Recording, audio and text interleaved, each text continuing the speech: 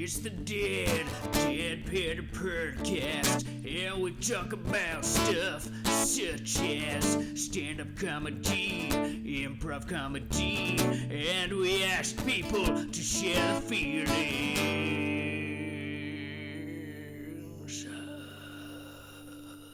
It was Joey Medina's show.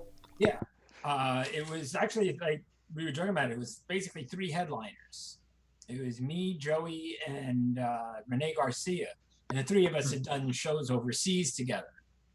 Okay. Friends. So we had low expectations, but we did it. It was for Flappers Comedy Club here, and they sent a picture. And when I did it right outside my little guest house here, we had. Have you seen those ring lights? Yeah. Ring lights? You know the thing I'm talking about? It's like on a tripod, so it's a little circle of light. Yeah. Okay. Camera was right in the center. It made it look perfect. And right outside against the wall, I put up on a stand like a 32-inch TV so you could see everyone and hear everyone that was watching. And so everybody, everybody was killing. It was like unbelievably fun. Wow. Okay. That's good. That's been wildly different than our Zoom show experiences so far. Yeah. Listen, like I say, we had low expectations, but and the funny thing is, like, I had all my mom, my brother, my nephew, like 6 or 7 of my friends that I grew up with in Jersey who were watching, and I'm like, Jesus, I don't want to have a shitty show with these people watching, but it was great. All three of us were like, damn, every show should be that good. Well, Drew, I guess I should let you in and let you know that I have already started recording for about 90 seconds. Yeah. So, No problem. I thought that was a great I knew story, it so I wanted to get in. I wanted to get it in. Yeah. Welcome to the Dead Panda Podcast. We have Mr. Drew Marks with us today. Hey, everybody. Yeah. And I guess Michael Graham, the other host, you can't see him, but he's there. He exists. Is there a reason we don't see Michael? Yeah. Yeah, I use a different software to record my camera and the Zoom chat, so I can edit it later. So I'm like superimposed over, and so yeah, I can't do it on both. So this isn't like a face for radio kind of thing. Well, that too. Yeah. I mean, a little bit. Yeah. I'm sure. Oh no, I'm dressed like a burglar too, so I'm. All right, no worries. But yeah, he's actually going to be on Dat Fan's Zoom show this Tuesday, I believe. Mm-hmm. Okay. Is that correct? Yeah. See, now I feel a little cursed because, like we did one and it was so well. It can only go downhill. I mean, are you planning to do more or? I don't know. I mean, this was the thing is, it wasn't done through me. It was done, the comedy club set it up. So I don't know if I attempted it myself, how well it would go. I mean, I guess I have the technology for it. The other thing is, what was really interesting is you can't just if you get up and just do material, I think we all agreed it was going to be kind of weird. So you sort of had to riff on what's going on in life and talking to the people that you see. So having that monitor, being able to see the audience, like, right behind the camera and hear them, it actually made it a lot more interesting than I think, just talking to nothing, like talking to the air. Yeah, the Zoom show I did, it was talking to nothing. Yeah, that's what I was afraid of. It was awful. I hated it. But that's the way. That's kind of what I expected it to be. And this was like, it's everything you wanted from a comedy club. Everybody was seated in the front row. It was That's awesome. That's really good to know because I've got one on Tuesday coming up, so and they do try to do a live audience with it, so I'm gonna take a lot of that and apply it to those where I'm gonna try to just do it. Now I had that extra 32-inch TV, right? Because I run an Airbnb at the house normally, obviously not now, but having that set up right behind the thing, so if you have the good volume and the actual ability to see the people, it makes a huge difference. Yeah. Okay. I mean, it was funny. I hadn't seen my brother, who's 4 years older than me. I hadn't seen him maybe for 2 years, like in person. And I was joking how this thing changes, this whole, quarantine thing. it not only changes the way people think and act, but the way they look. Like if you haven't seen him in a while. I was looking at my brother, and I don't know how to say this other than my brother looks exactly like Rachel Maddow. I'm like, Okay. wow, we have an intelligent Same. lesbian in the family. Who Same knew? haircut, You know, maybe. finally, mom has something she can be proud of. She's not proud of you? Well, she says she is, but I mean, I don't know what Nah. she's basing that on exactly. Yeah, how could she be? Right? Yeah, I mean, let's be realistic. I mean, I'm not in jail, so I guess that's a plus. But Now, how old are you, Drew? Like, oh, do we really have to say that? well, yes, because I feel like most people guess that you're way younger than you actually are. I just had a birthday, May 2nd. Okay. Now, I don't mind saying my age, but when I say the number out loud, it makes me feel I'm about 6 hours from death. I just turned 59. Oh shit. See what I mean? See, that's what I'm saying. That's It's very like, polite. Sorry about him. because Well, like, listen, you have the same reaction I do. Okay, like I hear it's like, are you kidding me? Like, what the hell? How is Yeah. that possible? Yeah, like how do you stay in such great I mean, shape do in you your watch 50s? Like, what's that? Well, okay. First, I was gonna say, do you watch the news every day like I do? I pay attention to some degree. My whole life, I've been a news junkie, so I do it anyway. But especially during this time, I try not to overdo it because it gets freaking depressing. Yeah. Mm. Well, know, and like every day, our president. Oh no, I hate that guy. Go ahead. Yeah, like he says something that like triggers literally everyone. Like, Yeah, I do not. I refuse to listen to him talk. I won't. If he comes on, I mean, I was joking about this, but it was actually true. A little while back, you know, the History Channel was showing him a marathon of World War II in HD. I found that so much less depressing than the news, you know? So that was fine. But like, I do watch Governor Cuomo. I like watching him. yeah. You know, it's good information and all that. But he comes out with this thing a couple of days ago where I guess the medical community, the age that they consider you old as relative to this disease is 51. Okay. So I'm like, I'm so far past what they consider old now. Like, I just don't need to hear that. Shit. Because prior to hearing that, I'm like, yeah, worst case scenario. I mean, this is a very serious thing, but if I get it, I'm going to get a bad case of the flu. You know, I'll probably be fine. Then I'm like, oh, no, I'm like in that nursing home category, apparently. I guess so. No, I mean, I do work out. Like I used to go to the gym regularly. Now, you can't see it here. Like because I run an Airbnb in my house, I'm in the guest house right here. And it's like you know, a big studio kind of thing. Like I have my own kitchen, bathroom, but it's one room, large room. But I call it like the box. So I just do my prison workout in here. Gotcha. You know, it's push-ups, pull-ups, and that's it. You know, the only thing I don't have is an annoying cellmate sitting on my back. Well, we can make that. We can make an arrangement for you if you'd like. Sure, he's gonna have to wear a mask. Well, it'll be gang affiliated, but we can Oh, get all right, there you go. The right color for the guest house. That could work.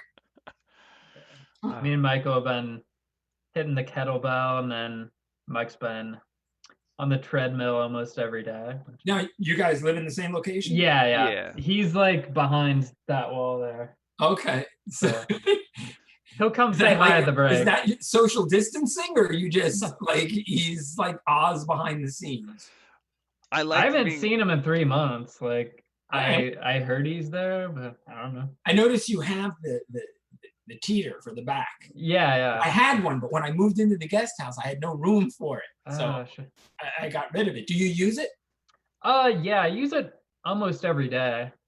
If only for I tried. It was one of those things. I had it, I liked it, but it was more, you know, a decoration. Yeah, I mean it's good for your back, but it's also good. I have like really poor circulation, so it helps get some blood and oxygen to my brain and extremities. So now, when you first started using it, did you get that like severe headache kind of? yeah, you can anything like 60 degrees or over, it puts a lot of pressure on your eyes and your eyes feel like they're gonna pop out. So Yeah. yeah, I keep it about, like I used to do full inversion, but now I just do like 40 degrees. Okay. And then Yeah. See, I yeah. that's the thing. Whatever I try, I'm sort of an extremist with it. Yeah. Like, can you guys see this? Yes. Okay. Yeah. I am not a piano player. All right. I can play guitar to an extent, but since I'm doing this lockdown thing, I ordered this thing from Costco.com because I'm like, what an opportune time to learn to play piano. I found it incredibly frustrating that within like 5 days, I was not good at it. You're like, why am I not like? Yeah, how is it I can't really do all of this yet? I'm still working at it. I'm getting it. But yeah, I'm not patient with that thing. So same thing with the teeter. It's like I got on it and I'm like, no, straight up and down. And then I thought my eyes were going to explode. Yeah. Now, are you like, are you taking any kind of online lessons or YouTube or just using a book? I have been looking at YouTube things, but the same way I sort of learn guitar, I'll listen to songs and then pause it and figure out, which is listen, it is not the right way to learn. No. But it is what I do. They have So websites with like tabs and I'm like, no, that's not exactly how that sounds. And I try and figure it out, or I'll try and find like a video of that artist, you know. So like now I can play Traffic, Low Spark of High Heeled Boys, On the Dark Side of Town by the Babies. These are songs, and some Elton John stuff. I can play Funeral for a Friend, you know, just because I try and watch and see what their hands are doing. All right. That's interesting. That's Let me ask you a question, Drew. Yes, sir. And it's not to derail from music or anything, but I was wondering if you could tell us how you got into stand-up and everything. And Sure.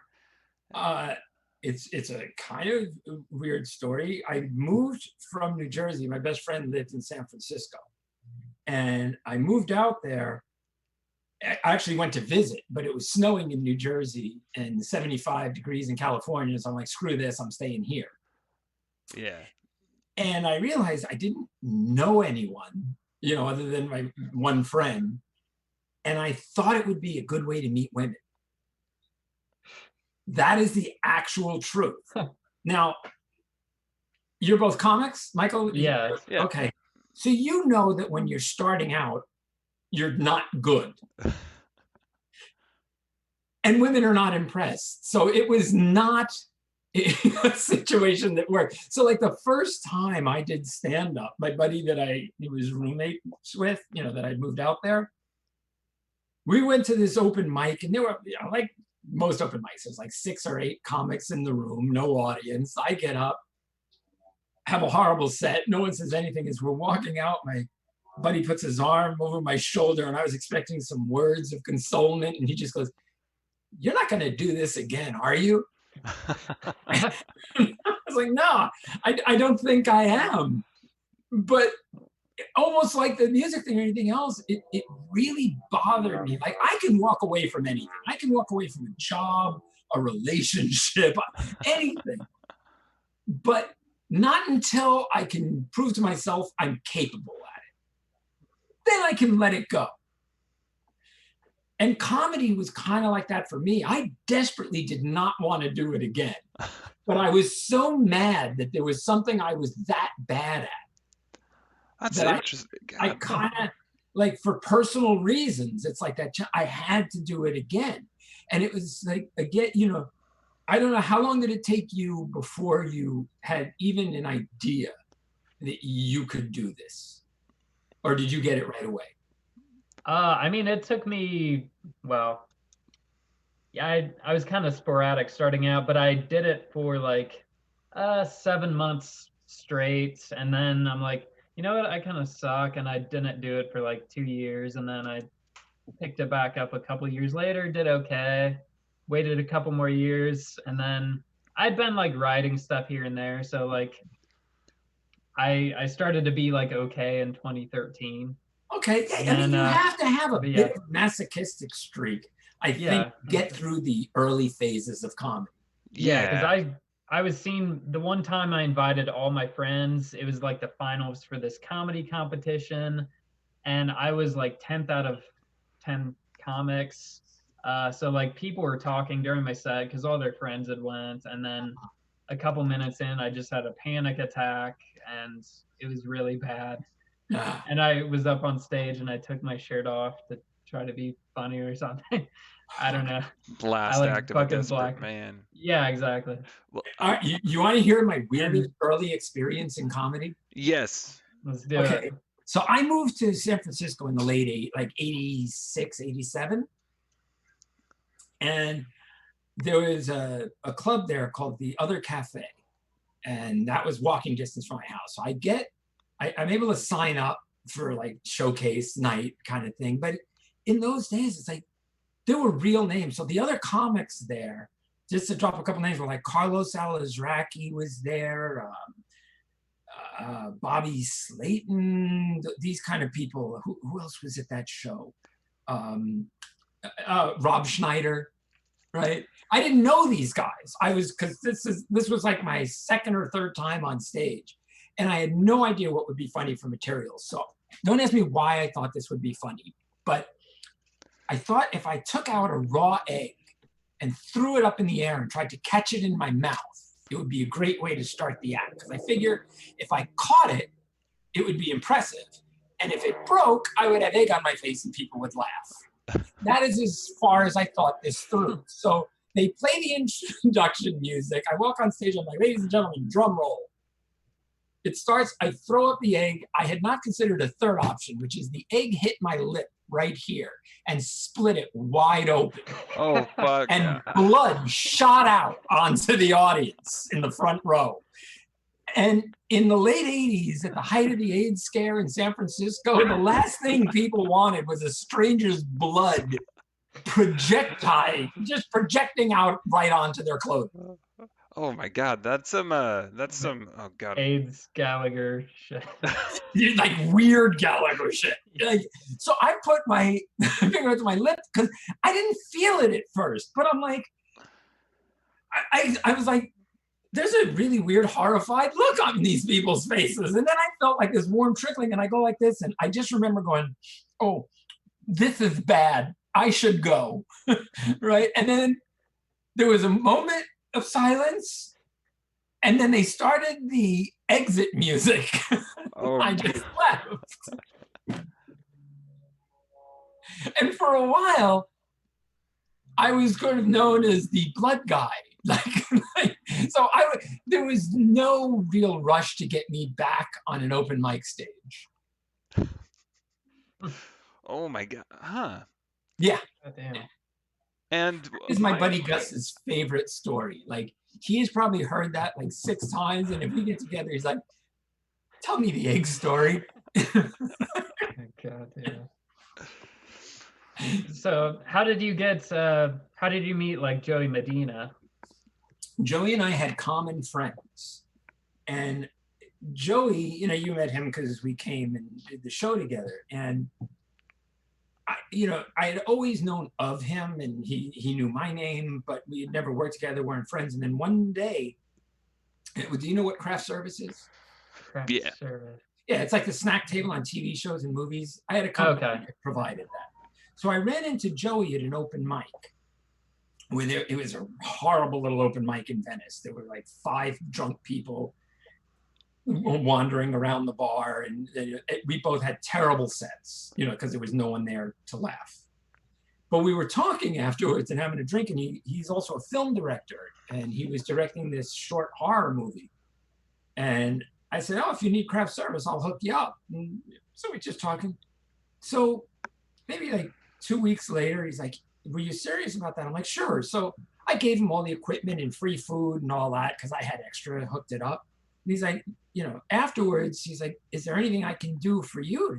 I was so nice to you. I'm like, I had been out of comedy for about 1 year or 2 years. I had just like burned out on it and stopped. Like that open mic was one of the first shows I had done in over 1 year. I did like you, where you just like, I'm out. Yeah. I had been a headliner for 10, 15 years, but I'm like, I burned out on being on the road 10 months a year. Mhm. I was like, I want to get back into comedy, but I've lost all my connections. You know, the people that used to book me aren't booking the shows anymore. Nobody knows who I am. He goes, don't worry about it, man. I'll get you, you know, I'll get you back out. You know, you'll do some spots with me. I was like, well, don't you want to see me do a real show? He's like, no, man. At first I watched you for 5 minutes in an open mic. He goes, plus I know your name. I'm not worried about it. I'm like, all right.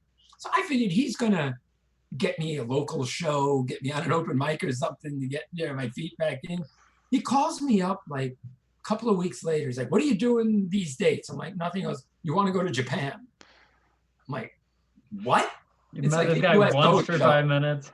Yeah, based on, I'm like, are Go you to Japan, fuck it. insane? Like, I'm thinking, I wouldn't do this. Like, but then I understood what he was saying. He's like, no, I know your reputation. I can tell who's a good comic. I'm like, all right. We ended up going on tour and became best friends, and we have been inseparable. He's like my brother ever since. And we've been all over the world. We do shows here. You know, it's like, he's one of these guys, and it's not just in comedy, but in life. And it's something that I've always sort of prided myself on. If I say something to somebody, I do mean it, and I'm gonna follow through. I won't say it like some people say, oh yeah, you know, call me, I'll do this, I'll get you this, whatever. It's like, they don't mean it. That's not who he is. So I would trust him with my life. And he's just that kind of guy. And funny as hell. Like, Yeah.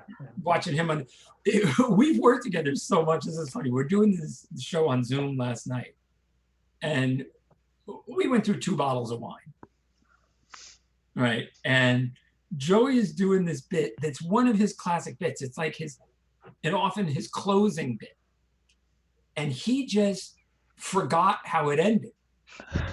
He's like, I haven't been on stage in a while. He's like, so he's on camera and he's like, wow, I just drew a blank. I don't know how this, does anyone know? And I'm like, and I just said the words to him. I'm like, because I'm sitting in a chair right there. I'm like, dude, it's this.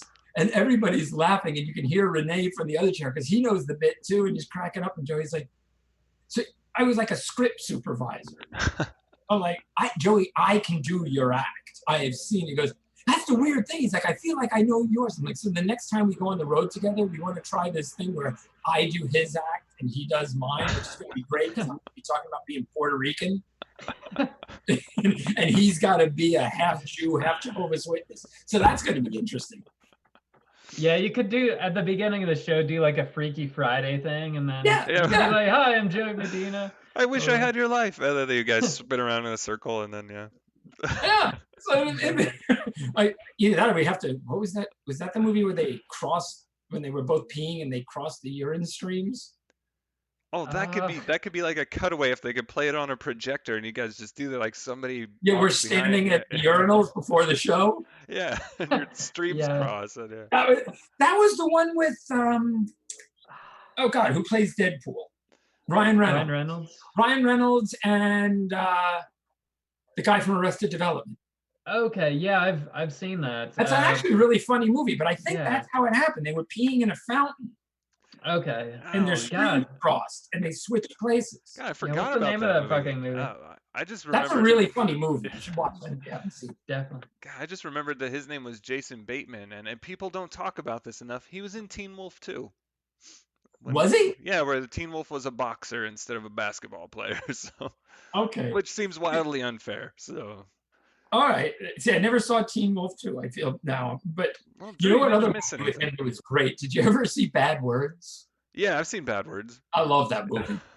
Where he like wants to go back with kids and win the spelling bee, Yeah. but he's ruthless. Yeah, I like that dark stuff. If you're abusing kids in a movie, I'm like, yeah, I can watch this. So I guess you met Joey doing a movie. Do you have an extensive film career yourself? Not extensive. That's it's weird because I find a lot of comics want to be actors, and actors like I don't know if they want to be comics, but like I think they kind of want to try it, or they're scared of it, or maybe once their acting careers don't pan out, then they like kind of want to be comics. Right. But for me, you know, like maybe it's just because comedy is easy to me now that I've been doing it so long and I'm good at it. Acting for me is hard. Like people who think that comedy is harder than acting, I don't understand that. I do not have that feeling or share that belief at all. I think comedy is much easier because you only have to be true to yourself in your own words, and you don't have to like involve or interact with someone else. Acting, there's, you know, also it's like, okay, stand where the spotlight is. You know what I mean? There's not like hitting your marks. There's not looking at the camera or not looking at the camera. So yeah, I've done some acting, and I guess in some things I can, like, I hate watching myself. Even if I look and go, all right, I wasn't terrible. You know, I don't have that feeling if I'm watching myself do stand-up. It's just like cringy when you see yourself on Oh God, yeah. film. It's like. So I have all the respect in the world for people that can act. You know, I like doing it. And honestly, you know, I prefer doing plays. Because for me, a play is almost closer to stand-up. You know, but I just remember that when I first moved to LA, I was doing a stand-up show with Wendy Liebman, of all people, a long time ago. And her people came up to me afterwards, and like, we work with the people at E! Television. And do you remember when Greg Kinnear was the host of Talk Soup? Yeah. Or before your time? No, I barely remember I remember being a child and watching it actually, but yeah. Okay, yeah. Well, he was one of the, I think he was the first host of it.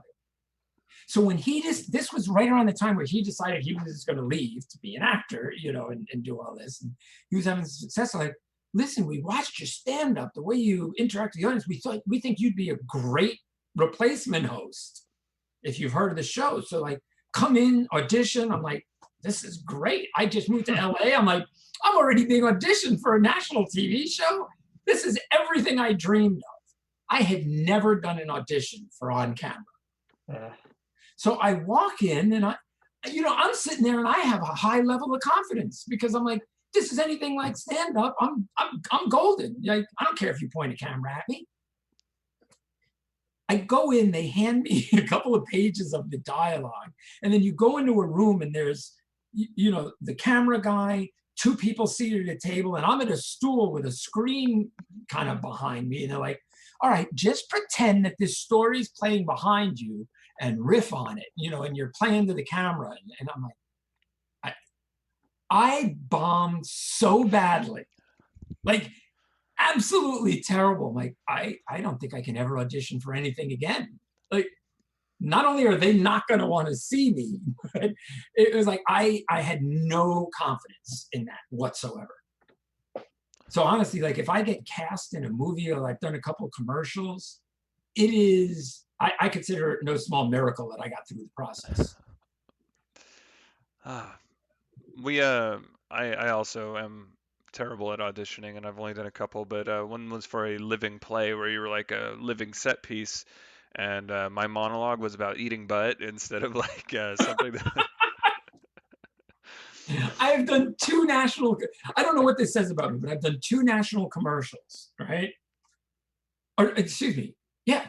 I did two national commercials. One never played.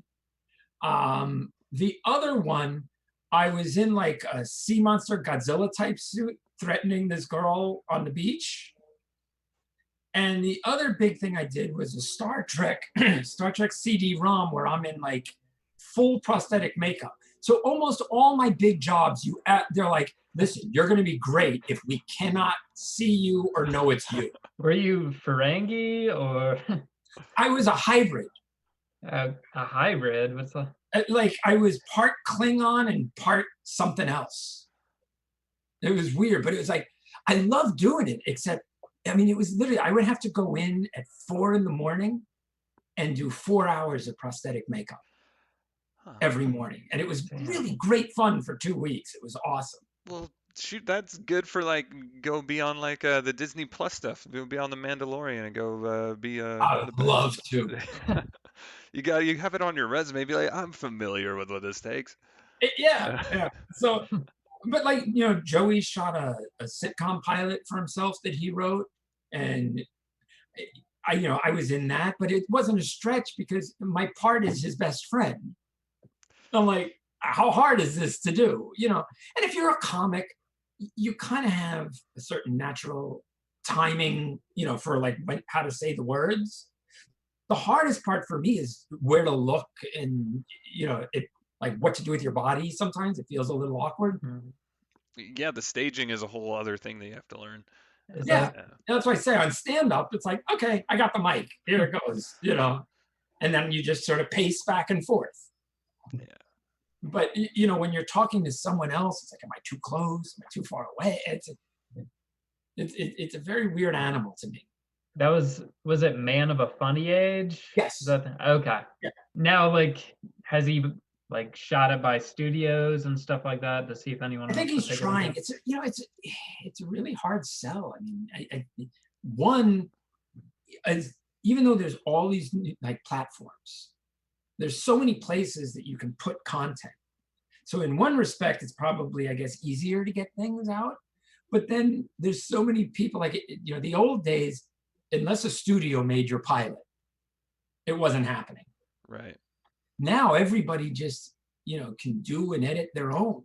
So I think even though there's so many platforms, there's that much more content being submitted. Yeah, there's so much competition. I don't know that it's any easier to get something on, numbers wise. I was thinking about this, like how many #1 hits do the Beatles have? But if they were a band today, like it seems like anyone can put out amazing sounding songs, and it's so easy to it's record like and do that small, everything. big fish in a small pool kind of thing. It's like, like I wrote a sitcom pilot for myself. Now it's funny. Joey and I even talked about filming it. Obviously, I'd have to pay for it and do all that. But what's really hard is I'm not that well known.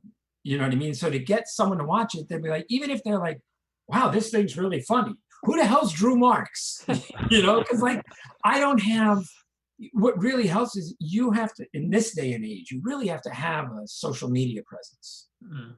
Without that, it's almost like even whether it's a television network or Netflix or YouTube, anything like that, it's like without those high numbers, that's how you're judged as to, your level of being known or success. You got to start doing TikToks, man. I tried. And maybe I don't want to say I'm 59 and that's my reason I'm technologically retarded, but I look at these, the TikTok videos, and I'm like, I have no idea how they do this. I look at them and I'm like, those 14-year-old girls need to put their breasts away and start studying. Oh, are you kidding? It's pedophilia central. Absolutely. Like so listen, some of them I'm like, if it plays, I'm like, am I wrong for watching this? Yeah, I feel the same way. I'm like, God, I should be on a list right now somewhere. Now, a girl I know, Christy Murphy, she had this idea. She's like, I know all these very funny people. And the one thing we all have in common is this lack of social media presence. So she's like, we're all good at creating funny stuff. So we're going to help each other. And she was going to put on this TikTok group for that and Instagram. I'm like, listen, I'll participate as best I can, but even if I have the funny idea, technically I don't know how to create this. And she's like, I'll show you. I don't know how either, but we're intelligent. I'll come to your house. We'll figure it out.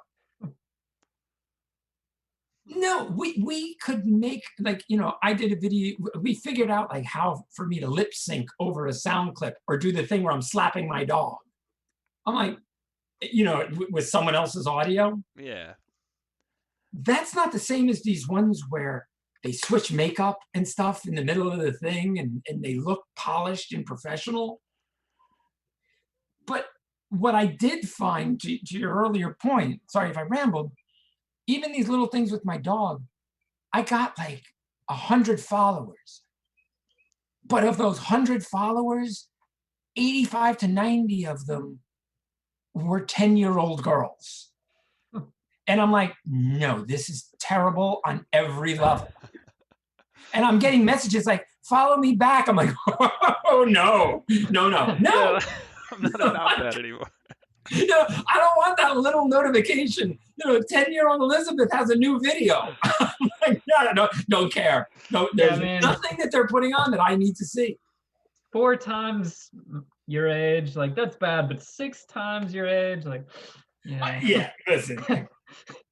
Anybody who has to go, do you like my video? I'm this many. I'm like, no, it's not.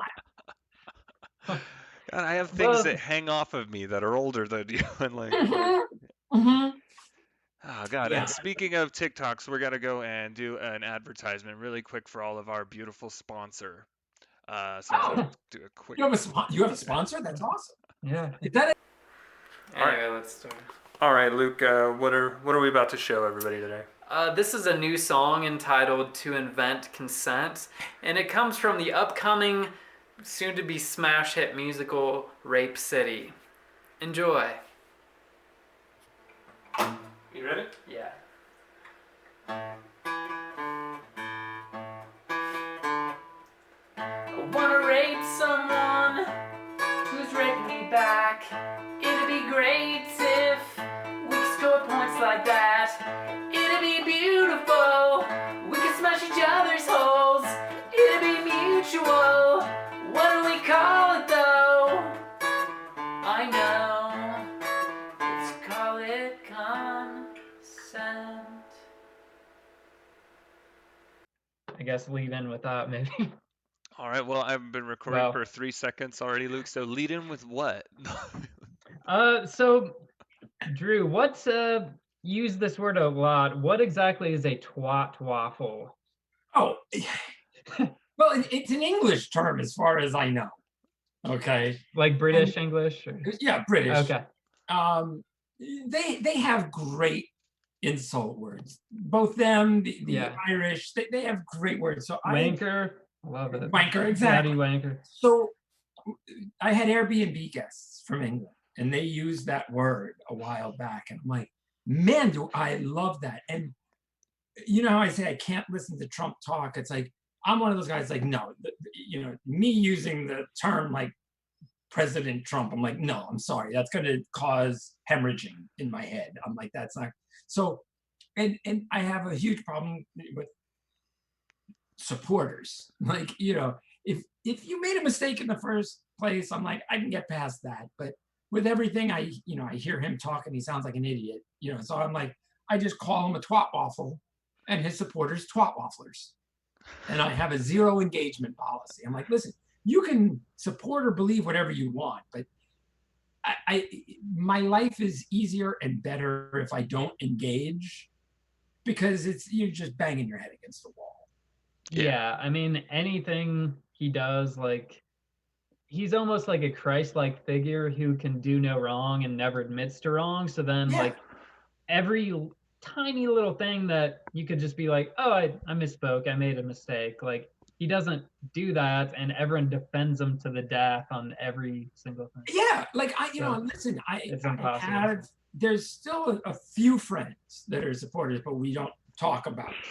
But if they weren't really good friends, I'm like, you know what? I don't allow them to post. Like, I'll post anti-Trump stuff on my page.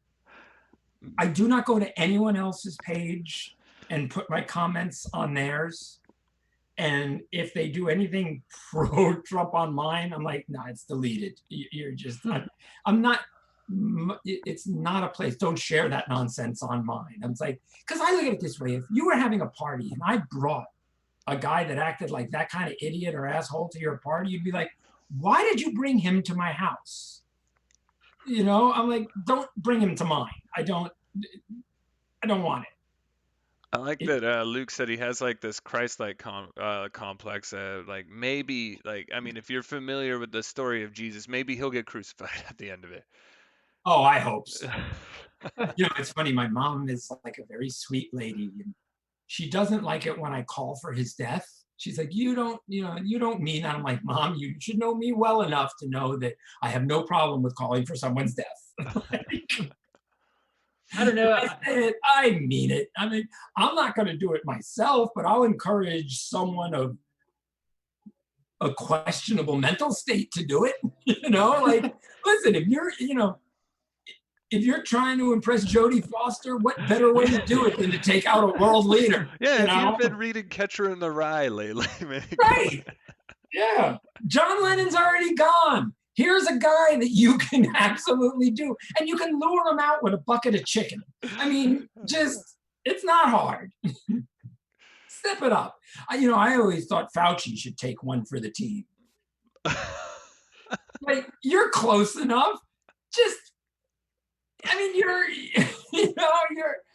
You're a virus specialist. Just get yourself infected and just hump his leg for a little bit. You can do this for the greater good. I think it would be like at least a little bit of karma for like not wearing masks and all the other shit. If he just got like super sick and was in the ICU, but then he recovers, that's fine. You're an optimist. All right, you're nicer than I am, sure. Yeah. Anyway. So I didn't mean to take this to a very dark place, but what else you got? What do you want to know? Anyway. Like happy story. Oh, well, like Trump is basically married to a porn actor. Do you have any experience in the field? Oh, yeah, I kind of do. I like how you that was an interesting segue, especially since you know my past. Michael, I don't know if you know about this, but a long time ago, and when I say long time ago, we're talking when I was 18 to 25. It was like 80s or some in the 81 90s? to 86. Oh, wow. Okay. Right before I moved to California. So Michael wasn't even born yet. So. Wow. Yeah, I was born in 1990. Yeah, I'm 30. Oh, yeah. So I was already out of the business. Yeah, I worked in the adult entertainment business way back when. And this wasn't in California. Like now, Chatsworth out here is like Porn Central. Back then, it was more New York and where I did it in New Jersey. And did you have a mustache? And was your name spelled Drew Marks with 3 X's at the end? It was not. No, I did not use my real name. Now, what's funny is I can tell you the name I used because people always want to try and look this up. But what you have to understand is there was no internet, right? There weren't even DVDs. It was literally on VHS. So somebody might have a dusty tape with you on it. Someone might, but I mean, it's like going, oh man, can I see your porn on 8-track? Like it's not a medium that even exists anymore. So I went by the name Drew Andrews, and I have a friend that I worked with in TV out here, and I told him the name. He's like, I found your stuff. I'm like, I don't think you did. And he's like, wait, did you do gay porn? I'm like, I did not. He goes, but there's a Drew Andrews. I'm like, well, did you look at it? And he's like, a little bit. I'm like, did it look like me? He goes, no. I was like, so you don't think that maybe someone else could have used the same name at some time in history? Like, and that Drew Andrews does have a mustache. Yes. And this, Michael, it wasn't even a choice. I couldn't have grown a mustache if I wanted to. But yeah, I mean, I got the whole reason it started. Did you guys know what Penthouse magazine was? Yeah. Okay, well, the owner of Penthouse magazine is this guy, Bob Guccione. And Bob had 2 twin sisters, Jackie and Jerry. And Jerry worked for him with the magazines in New York. And the other sister, Jackie, was the mother of one of my best friends. And she had her own separate magazines that were like these digest magazines that were like, you remember like Penthouse Forum? Mm-hmm. Yeah, like Dear Penthouse kind of. Yes. These were digest-sized magazines of all those letters. And she published them. And I went to work for her. And it grew from that. That's how I started. It started as a summer job. And I just started making more and more money. Then I modeled for the magazines and then turned into video and just went from there. And I mean, it was a really fun time. But I got out of it before it got scary and crazy with AIDS and all that fun stuff. Mm. So I did it for 6 years, and like it was really fun. Now, did your parents know about this at the time, or? They knew that I worked for the magazines. I did not feel the need to tell them when it progressed from there. Like, Sure. when your parents have certain high hopes, I don't know if it was expectations as much as dreams and aspirations of me going to college, and they thought a Jewish mom is like, well, you could be a doctor or a lawyer. Or sure, I'll support you if you work for a porn magazine. It's like there's a certain level of letdown. Oh God, a lot of people when they and then when you were like, I'm gonna go from this to acting and doing comedy, your parents were they like, oh, that's great. Like it was just like, Actually, yes, that was a step up. It's like the funny thing is, just like I said, you be successful at whatever. I mean, look, I sold weed when I was, in high school and junior high school. So I mean, I've always been lucky and successful, but never in a conventional way. Like I've always said, I'm unbelievably lucky, but I have no particular discernible skills or talents. I just have an incredible desire to never have a real job or work hard. So that sort of forced me to find alternatives. But I'll tell you, when I worked for the magazines and did the porn thing, when I was 18, 19, I was making more money than my friends, and then later, like they went off to college.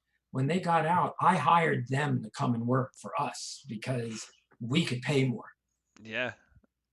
I mean, think what you want or say what you want about the porn industry, but they are always on the forefront of money and technology. When you think about this, what do you think drove the creation of DVDs or VHS or the internet? It's like, it's always porn. So when we colonize another planet, it will be to film porn with all these aliens. Yeah, zero gravity porn. Okay. I've always been amazed that we haven't seen hologram porn yet. Like you have like the concerts with dead artists. I'm surprised you don't just have like a little live sex scene playing on your. I don't think. I mean, there are some. How many? I guess there are some legendary porn actors that are dead that could come back as holograms. Well, Ron Jeremy's not dead, but he should be. Yeah. God, He's about your age, right? He's a little older. Yeah, Ron Jeremy's just pushing 100 at this point. Yeah. Oh God, yeah. Is he still like working or? He's a comic now. Okay, yeah, I remember hearing about that. Oh yeah. I've never seen him. I don't know if he's good. I can't imagine. I mean, I know the guy that represents him, but it's yeah. That's what I'm saying. I don't know that you can go, he went from acting to comedy, but there's a lot of porn stars that like doing stand-up. Yeah. Do you know that they also have their own that there's a big porn karaoke community? I've heard of this. Wow. This is a thing. They have it's not obviously operating right now, but there's a bar in, I think it's Burbank, called Sardo's maybe, where every Sunday it's like porn karaoke. And it's just porn stars doing karaoke? Like, do people have to pay to get in, or? I don't know. I haven't been. Okay. But it's like they go and they have a little party and drink and they sing. Like, I just think it's fascinating that like it used to be, there was a time it's like you feared catching a disease from a porn actor. Now it's like I fear catching a disease from the guy that works at Ralph's. Like it's very different the way you look at people now. Renee, who was on the show with me last night, was joking about it. And it's really true. It's like the dirty look you get. Like I cough on a somewhat regular basis, just because your throat gets dry or whatever. Yeah. Right. you know, or you sneeze. It could be allergies, whatever. It's, you know, but when you're out, like if there's people around, even if you have a mask on, like I live right up the street from Costco, so I'm there shopping.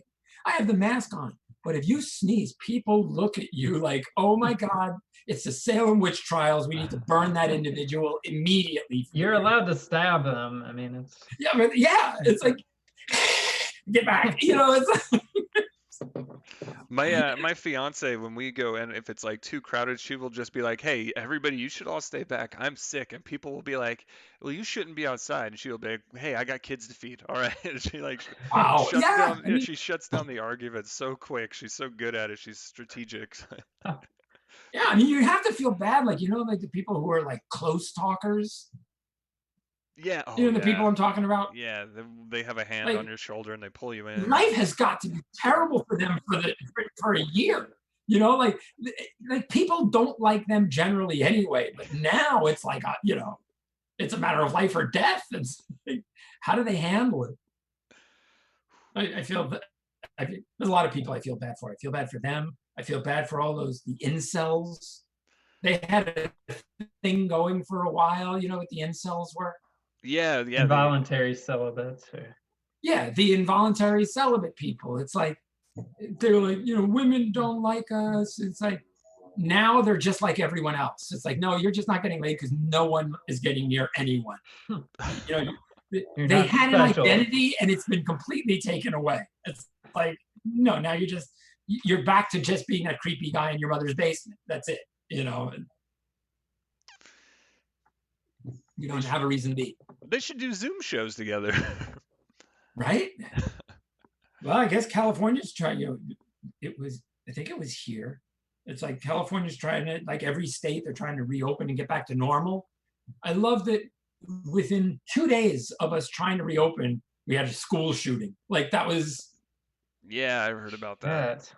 That's like, of all the things you couldn't wait to get out and do, like that had to be on the list. Like going to the beach wasn't an option or a hike. By the end of this year, we're gonna be fighting a Godzilla because it just keeps getting more escalated and crazy. Yeah, it's true. I mean, you kind of got to wonder if it's the planet going, I've just had enough. Things were supposed to end in like 2012, according to the Mayans or whatever. So it's like, yes, hi, fucking we're just a little late. And we're paying for the bonus years, right? Yeah. I love that it actually, you bring up an interesting idea. You know, you've had all those sort of the doomsayers, you know, the people on the streets, like the end is nigh and the world's going to end, and, you know, the death cults, you know, the people who all like wore the tracksuits and the purple sneakers, or remember those guys? They thought the spaceship was coming to take them away. The Branch Davidians? No. The Branch Davidians were different. Oh yeah, they were Waco That was Waco. I was actually in Waco while that was happening. Oh fuck. I have a really weird history. Yeah, you do. No. I swear to you, this is true. I was performing in Waco when the Branch Davidian thing was happening. I was performing in Columbine when those guys went in and killed all the kids. I was in Florida during Hurricane Andrew. You're a harbinger of 92. Death. I was in San Francisco for the big earthquake and LA for the big earthquake. So I'm just there. Like, please tell me 9/11 was your fault, right? I was here for that. Okay. I was watching TV. I don't know if that counts. But no, I wasn't there. Yeah. But that also, you know, that was not a natural disaster. Oh, okay. It was a disaster. Well, okay, but no, wait. Then again, neither was Columbine. Like, yeah. Well, just stay away from places like Mount St. Helens. I got to add one more. You're probably too young to remember this, but do you remember Killeen, Texas? What about it? Killeen, Texas, interesting trivia, was the first mass shooting in America. This guy, do you know what a Luby's restaurant is? Luby's is one of those buffet type places, like hometown buffet. Okay. So this guy took a truck, drove through the wall of the restaurant, or the door, whatever it was, got out of his pickup truck with a duffel bag full of guns and shot like 10 people. And that was the record. That was like the big thing. That was like number one. Now, since then, people have broken his record. But I wasn't there when it happened, but I arrived to do a show in Killeen, Texas, the day after, 2 days after. So What do you joke about? Like then, like, do you mention it? Days that they were having the show. So like, I'm doing the show, and I'm like, I'm not going to mention it. Like, it's just too weird. These people need a break. So I'm doing the show, and then a guy just raises his hand. I'm like, 10 minutes into the show, he goes, "You heard what happened here, right?" And I'm like, I didn't know what to do. Like, I had to acknowledge it. I'm like, of course I heard. You guys have the record. I'm not like, I don't know what to say. But I figured these people, if they were coming out to a comedy show, and they were actually great. We had a really good time, but it's so creepy and weird. Like, when you drive into town, it's on the side of the road, because Killeen, Texas is not a big place. And so the Luby's is right there off the side of the highway. And it was covered in flowers, like people were dropping off tributes. It was nice, but it was wrapped off with police tape, because all these people were driving over to take their picture in front of it. Like, we live in a really twisted, weird world. We absolutely do. I just want to go on the road with you now and see if anything happens. Yeah, well, I'm supposed to. Joey and I are. We're booked, and towards the end of June in Sacramento. And Oh wow! The club says it's going to happen.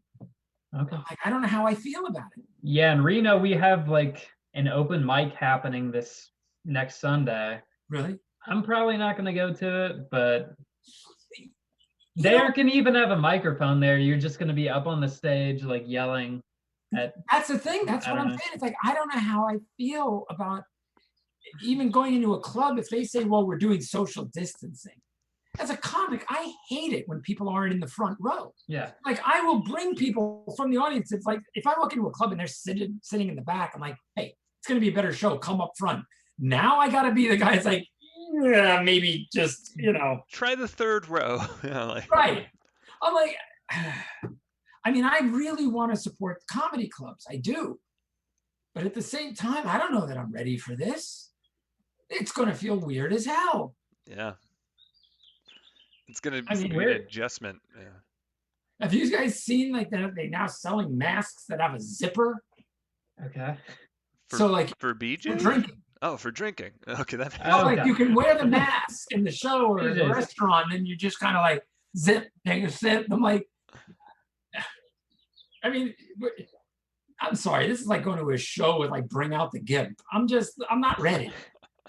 You gotta be behind. Yeah, it's gonna be some Amsterdam stuff where we're all just behind glass in a second, and like. Yeah, exactly. I'm like, wow.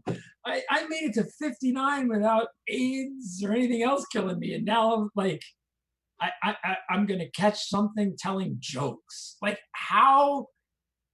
I'd be safer having unprotected sex with a Haitian hooker. I don't know how we've arrived here. Like, it's bad. That's the title of the episode, Unprotected Sex with a Haitian Hooker. There we go. Listen, I have nothing against the Haitian people. They're wonderful. Okay. Great hookers. Yeah. Great. The best. They're tremendous. They're top of the line. Hookers. No one knows a happy ending like that. All right, the bird sounds, is that from on your end, Drew? Like, I hear birds. Okay, we've all had to find things to keep us busy. Okay. My obsession has become, like, I live in this guest house, right? And right outside my door over here, there's like a little stone patio area.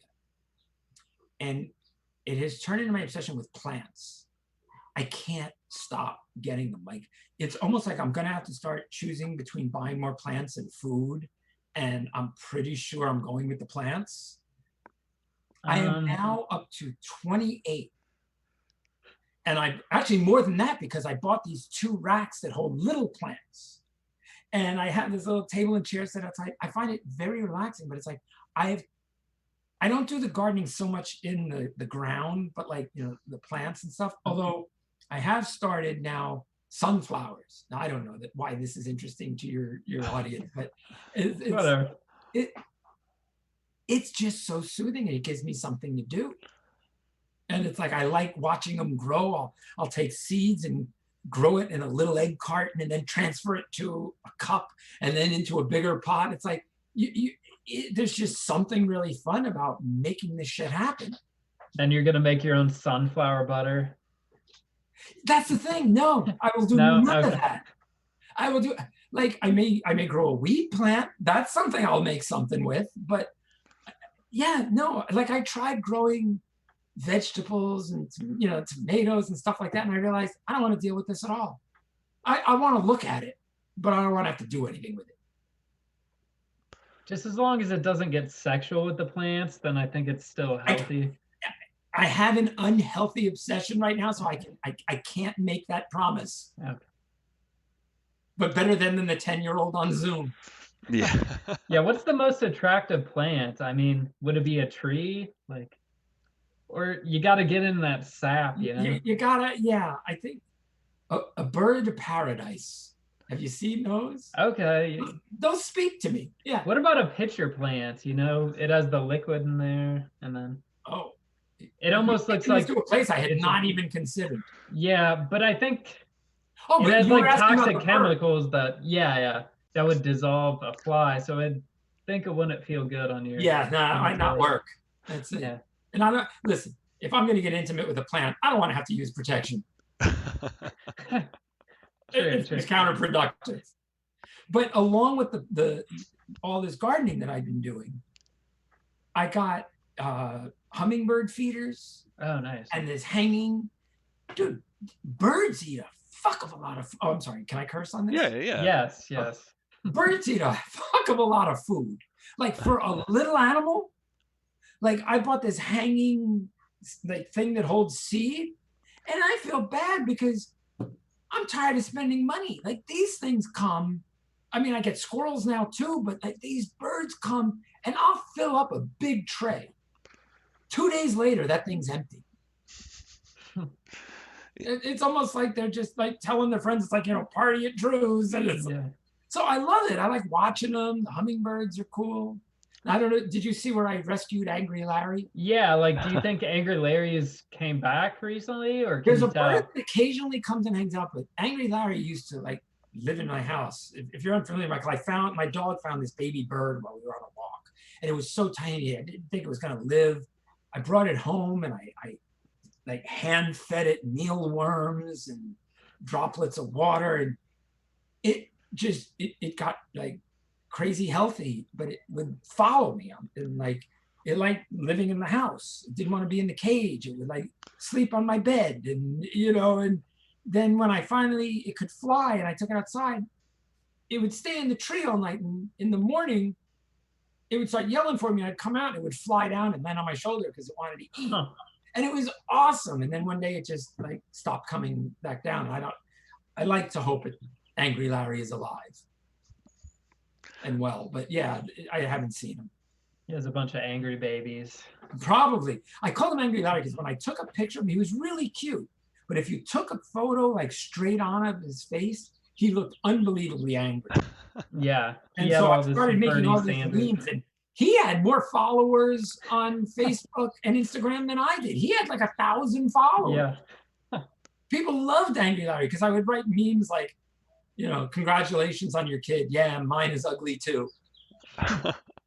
You know, and like, people are making their own, right? Oh yeah. Yeah, people would take the picture and make their own memes. It was really fun. I really enjoyed it. Now how can you tell like a bird is a male or female? Like I have no idea. Other than their coloring, because like it doesn't seem to be. Well, like a peacock, I think with peacocks, isn't it the males that have all the color? Yeah, the plumage. It's usually the males that are showier, and like the duck with the green neck, that's the male. Larry, as best I could tell from my pictures, he was a mockingbird.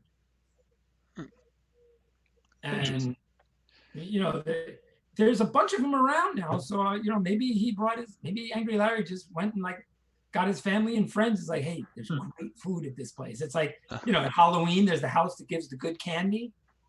It's popular. So like birds dig my place now. I've always joked, one day I'm pretty sure I'll die trying to pet something I shouldn't. Because where I don't like people all that much, I do love animals.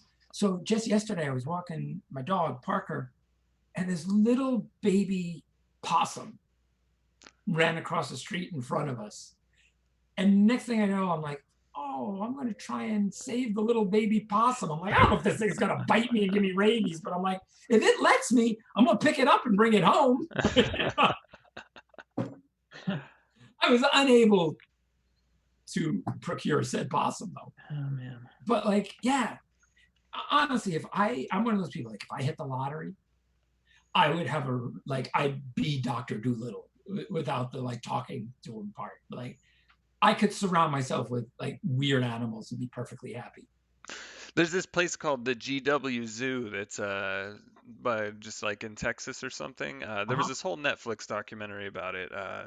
They work with exotic animals there, and I think that they're probably in the need for some new management at this time and some good direction. Oh, I know what you're talking about. Yeah. Listen, okay, do you know who Jack Hanna is? Yeah. Yeah.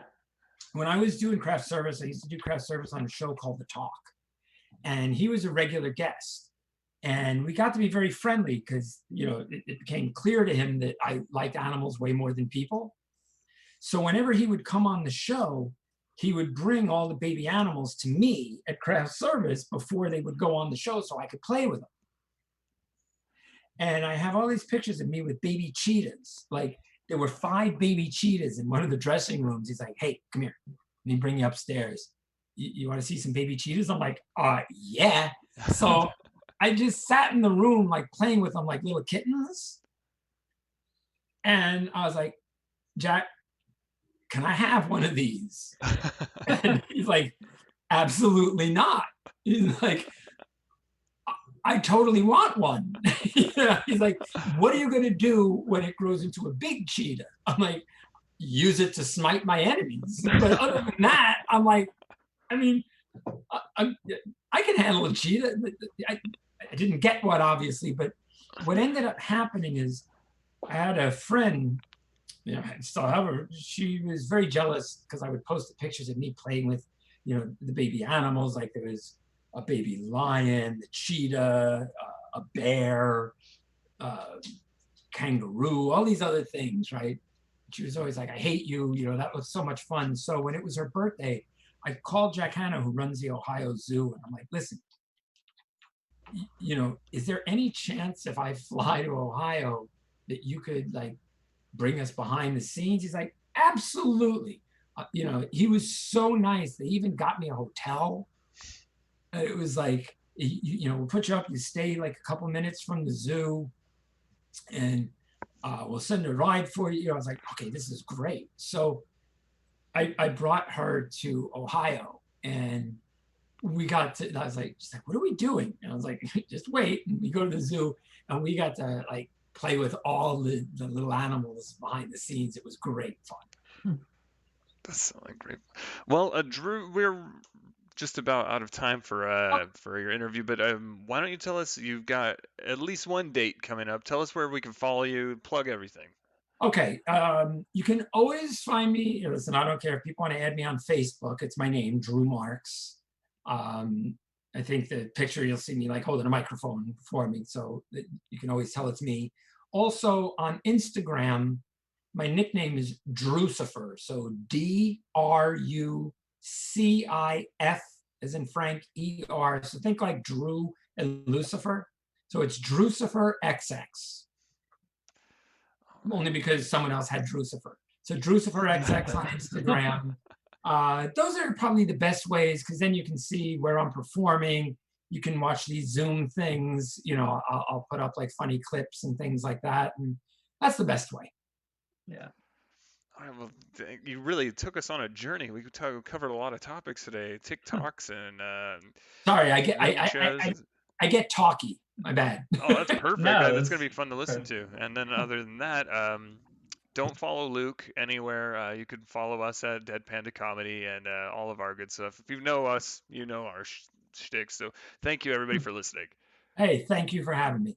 Oh yeah, thanks. Hopefully when all this ends, next time you're in Reno, if Yeah, you're at let's do Laugh some Factory, shows we together. can I have you enjoyed have working on a with you last show time. and That then was you fun. can, yeah. Yeah, we'll definitely do more shows. Listen,